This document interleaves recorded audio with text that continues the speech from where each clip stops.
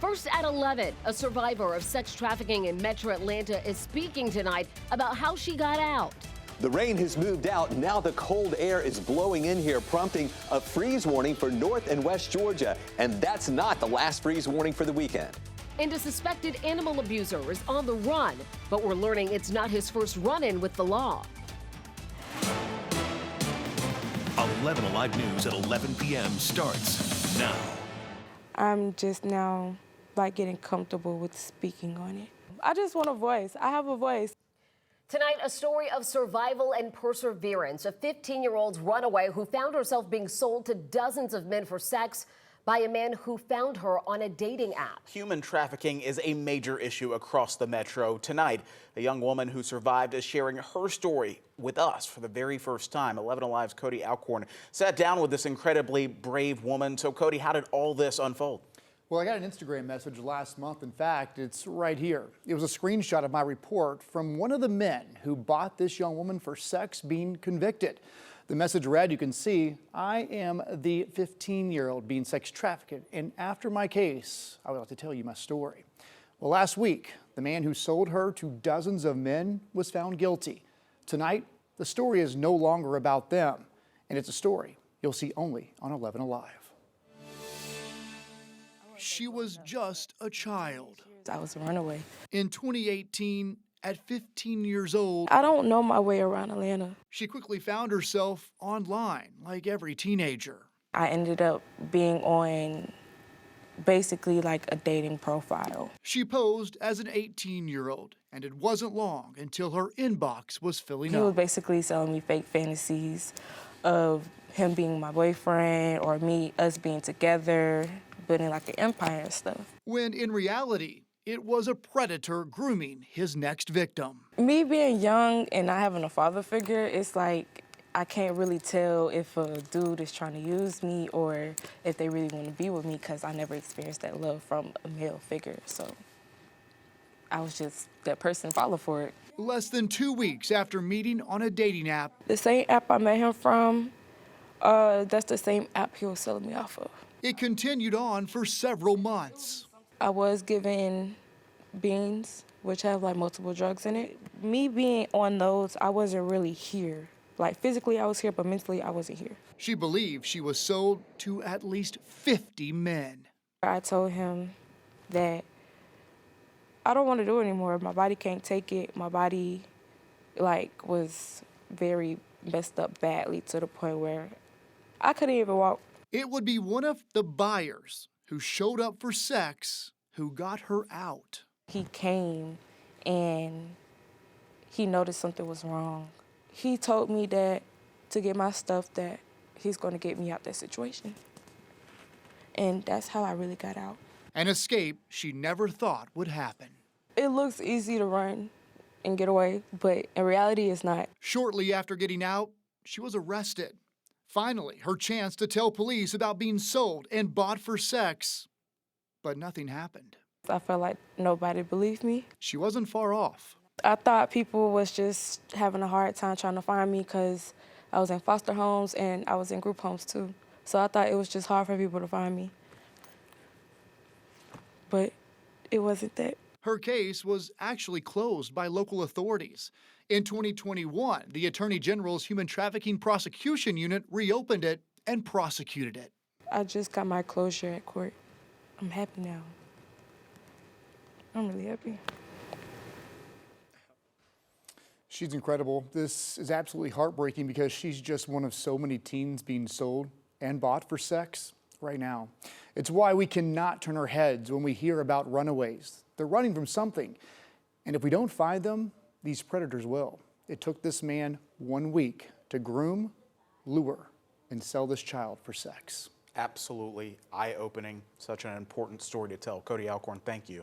You can follow Cody's original report for the story right now. Just head to 11alive.com. A rainy end to the week, but our chief meteorologist Chris Holcomb is here now to tell us about the colder air that's moving in for our weekend. Yeah, we're beginning to feel that move our way right now. The rain is gone. You can see here not a lot of green showing up. We had that rain shield that came over us earlier that gave us really about a ½ inch to 3/4 of an inch of rain today. That has all now pushed well to the south, and that's where we're seeing the rain now. We're drying out in metro Atlanta and North Georgia, but it's that northwest flow that's bringing the colder air our way, and we've got a freeze warning in effect, not for the city of Atlanta, but for areas just to the west of us and also to the north of us.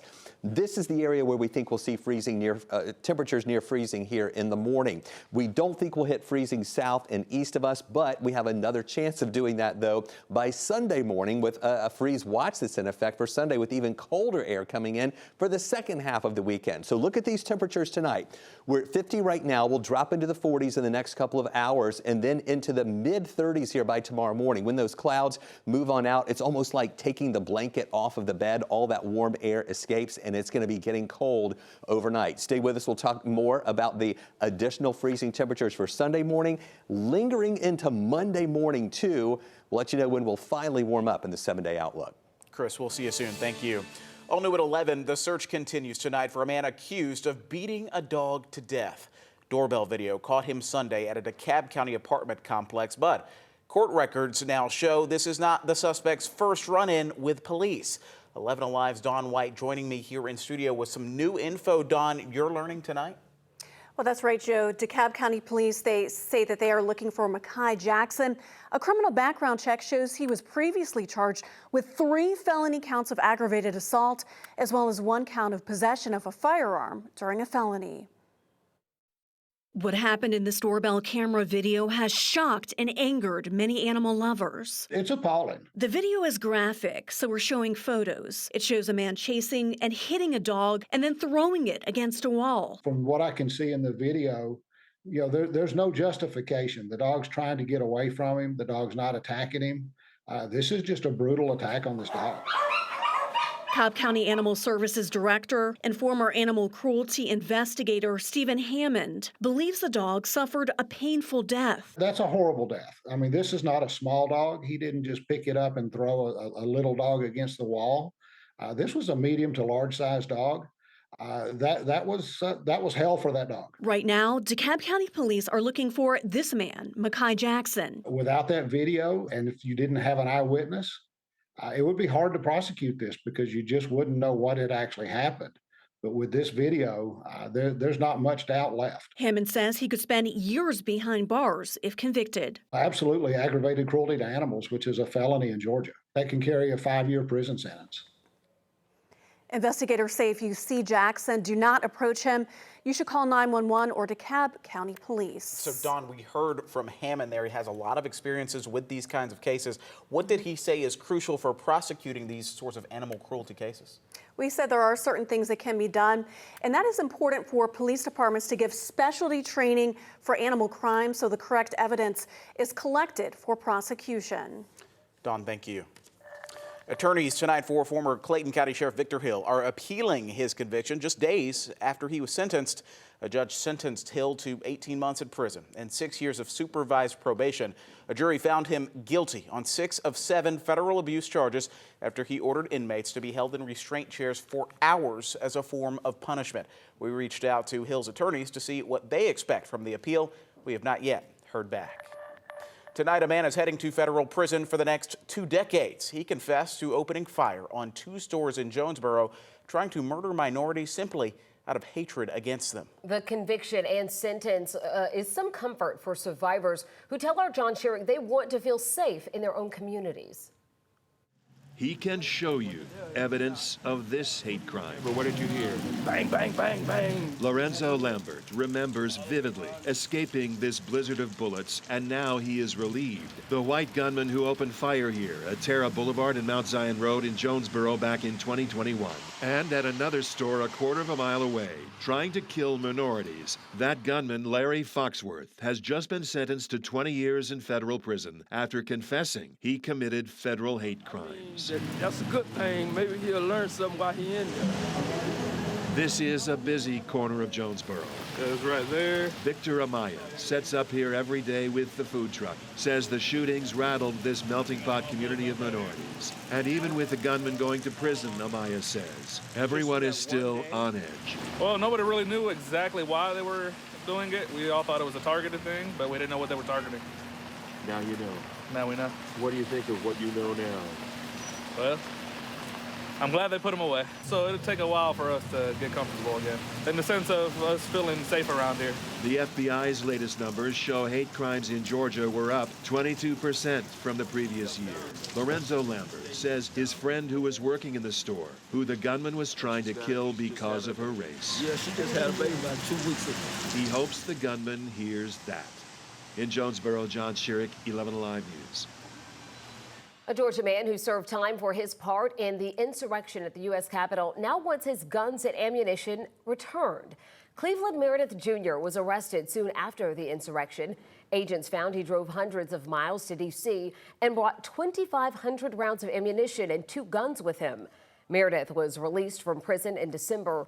In filings obtained by 11 Alive, we have learned that he is now asking the court to release the firearms and ammo seized during his arrest back to his attorney so they can be sold. Tonight, we are getting a new look at where public opinion sits on the planned public safety training center, frequently called Cop City. The poll commissioned by professors at Emory University found a nearly equal split between overall support and opposition. But the poll of roughly 800 people was evenly broken down between Buckhead and non-Buckhead residents. Among those living in Buckhead, support for the training center was nearly 2 to 1, while there was a slight edge in the rest of Atlanta to those against it. There was also a split on the issue in terms of race. A majority of white poll takers backed the training site, while slightly more black residents don't support it. Coming up in sports, reaction from Greensboro as Kennesaw State's trip to the NCAA tournament comes to an end. And next on 11 Alive, allegations of voter suppression surface ahead of a crucial election in Metro Atlanta. A special election has been underway to elect Jonesboro's next mayor and 2 council positions, but some residents have raised concerns about the cost and allegations of voter suppression. In January, Jonesboro City Council voted to run its special election separate from the county election. It's now projected to cost the city more than $18,000, and it's sending voters to 2 polling sites to cast their ballots. One former city council member and candidate for mayor told us no explanation has been given for this move. One of the main roles of an elected official is that we work efficiently, and we're financially responsible, and this was clearly not a financially responsible decision. Most cities carry on their municipal elections because it saves money. This is not the case. We're paying almost 10 times as much to run our own election, whereas we could have had the county run it and saved tremendously. Another race on the ballot in Clayton County is for sheriff. 5 candidates are looking to succeed the now convicted former sheriff, Victor Hill. All this week, 11 Alive has worked to feature 5 candidates in this high-profile race. Tonight, John Schierick wraps up our series with a look at law enforcement veteran Chris Story. He has a plan if he's elected the next sheriff of Clayton County, and Chris Story is confident. I decided that I could be the best candidate because of my experience and my passion for my county. Chris Story served in the Clayton County Sheriff's Office for more than 23 years, rising to the rank of major, commanding the field division and SWAT operations, critical of the now former Sheriff Victor Hill. And I've seen the Sheriff's Office make a turn. A turn for the worse, Story says. Starting at the top, his own record, he says, instead proves what he'll bring to the job. So moral character and honesty and integrity, which is needed right now in the Clayton County Sheriff's Office. His plan to fight crime includes reforming the Sheriff's Office and the jail. This jail that's behind me here is in distress. There is a lot of things that take place in this jail that the citizens of Clayton County don't know about. And that includes, he says, gang violence inside. We got to make sure the jail is safe for the employees that work in it, but we also got to make sure it's safe for the inmates that are there. He'll also focus on clearing the backlog of unserved criminal warrants and reestablishing the Youth Explorer program, which he once led. We're going to go back to networking within the schools so that we can kind of detour some of the behavior before it comes to us having to use law enforcement tactics and arresting teens. Inviting, Story says, the entire community to work with him fighting crime. And we have got you covered for Tuesday's election with information on the Clayton County Sheriff's race, the Jonesboro mayor election, and other items on the ballot. You can find it all right now on 11alive.com. All new tonight, a once prominent Buckhead attorney will once again stand trial in his wife's shooting death. Tex McIver's new trial is now set to begin September 20th. A jury convicted him on felony murder in the 2016 death of his wife, Diane. However, McIver's lawyers argued that the jury was not properly instructed to consider a lesser charge of involuntary manslaughter. Ultimately, the state's high court agreed, saying in its opinion that the charge was authorized by law. Recent ads are claiming the Biden administration wants to make massive cuts to Medicare, which could reduce benefits by hundreds of dollars per retiree. Tonight, Ariane Detil with our Verified team is looking into those claims.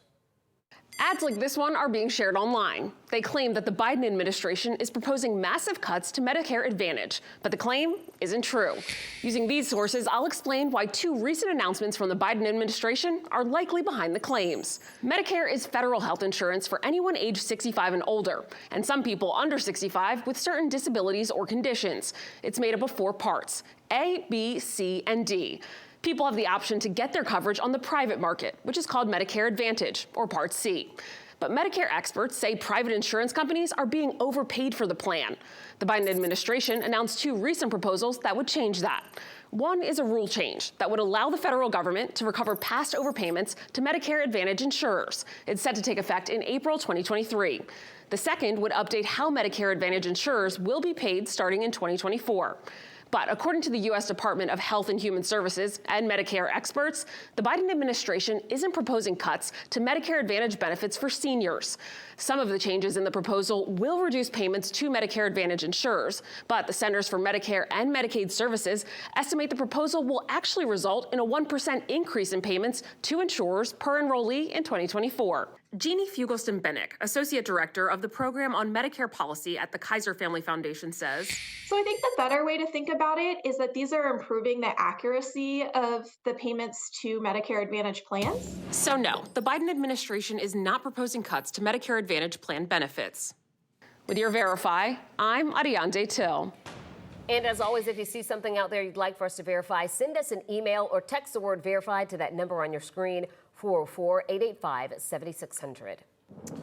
All right, back to the weather now. The rain moving out, cold air moving in, bringing back in Chris. Tell us how low these morning temperatures are going to get. It's going to be for the next 3 mornings. Tomorrow morning, we're going to be near freezing. Sunday morning, we're going to be below freezing. Monday morning, we're also going to be below freezing. So we've got a freeze warning in effect that does not include Atlanta, but it is parts of North and also West Georgia. These are the areas where we think we'll have temperatures near freezing. I'm thinking south and east of the city will be just above freezing in the morning. But then on Sunday, we're all going to get in on the act where we're going to see a freeze watch in effect, and this will be upgraded to a freeze warning tomorrow. But that includes all of North Georgia, Metro Atlanta, and on down toward the Macon and Columbus area as well. Right now, temperatures at 50 here. We've got more 50s south and east of the city, but look at the blue color. That's where we have the colder air. 42 in Canton, 41 in Dalton. So watch this blue color here as we progress these temperatures through the overnight hours. All right, so see that blue right there? That's the colder air.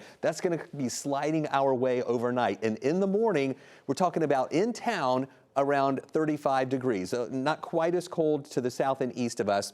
But in this area of North and West Georgia, some of those spots will be around freezing. That's why they have the freeze warning in effect. It will be slow to warm during the day tomorrow. At lunchtime, only 42 degrees. But get this, it's also going to be pretty windy tomorrow. So this 42-degree temperature at lunchtime is still going to feel like it is in the 30s. And then in the afternoon, only making it up into the lower 50s, feeling more like it's in the 40s because of that breeze. And then it keeps going. By Sunday morning, it gets down to about 30 degrees here in the city, 30 to 31 degrees. But with the wind, it's going to feel like it is in the teens. So on the wazometer tomorrow, that's our scale from 1 to 11, where an 11 is a perfect day.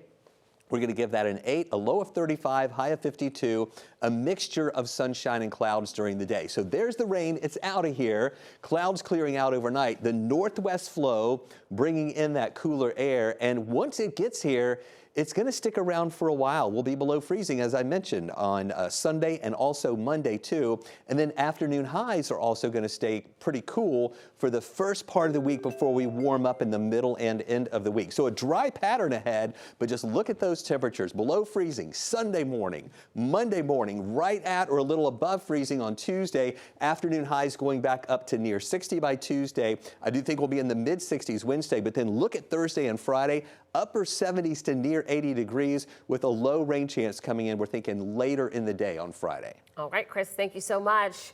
March Madness living up to its billing. Kennesaw State leaving the tournament wondering what could have been, but there's a lot to feel good about what could be. A tough loss, but Maria Martin joins us with the silver lining next. Sad, man. Not too much to say. Kennesaw State may have lost to Xavier, but they made some noise in their first ever trip to the Big Dance. They squared up with the Musketeers' high-scoring offense, and at one point, the Owls were up by 13, but as we know, it's basketball. It's a game of runs, and anything can happen in March Madness. 72-67 was the final as Xavier held off the Owls. Now, thanks to one of the best turnarounds we've seen in college basketball recently and an impressive debut in the NCAA tournament, the Owls are making a national name for themselves. I just learned really what it takes to be here. Honestly, just throughout this game, that I don't believe in mid-major, high-major, low-major. I feel like this group of guys, all 16 of us, were high-major guys, character-wise and basketball-wise. What I take from this game is that you can compete with anybody at any time. The standard is set when you do have a hard time, you don't splinter. You become closer than you were, before. And so all this experience has done for us is just, it's solidified that standard. It's solidified that expectation that if we continue to do those things, great things can happen, like getting to the tournament. Now, the Kennesaw State fight song was so loud in the Greensboro Coliseum that at one point it honestly felt like we were back in Georgia. Everyone was rallying around the 14-seed Kennesaw State Owls. That's something to be proud of, even though the loss was rough. They have built the bricks for the foundation of this basketball team for years to come. In Greensboro, covering the Owls, Maria Martin, 11 Alive Sports. And how about the Hawks bouncing back with a 127-119 win over the Warriors? We're back in just a bit with a final look at your weekend forecast next. Chilly in the morning, 35. We'll be just above freezing in this city, but north and west of Atlanta, we do think we'll be around freezing. Slow to warm tomorrow, only into the lower 50s, but with the wind, it's going to feel even cooler. We'll have a mixture of sunshine and clouds. I do think we'll be below freezing Sunday morning and Monday morning. Highs Sunday don't even make it up into the 50s. We'll be at 48 degrees, and then we do warm a little bit each afternoon. 56 Monday, 59 Tuesday, 66 Wednesday, and then near 80 by the end of the week. With a dry pattern ahead, just a low rain risk once we get into later in the day on Friday. I am peeking ahead just a little bit to next week, but winter's last gasp this weekend. Aren't we all? Keep that coat handy. That's right. I know, I'm cold already. Hey, thanks so much for being with us on this Friday night for 11 Alive News at 11. The Tonight Show starring Jimmy Fallon is up next. We hope you have a wonderful night and an amazing weekend.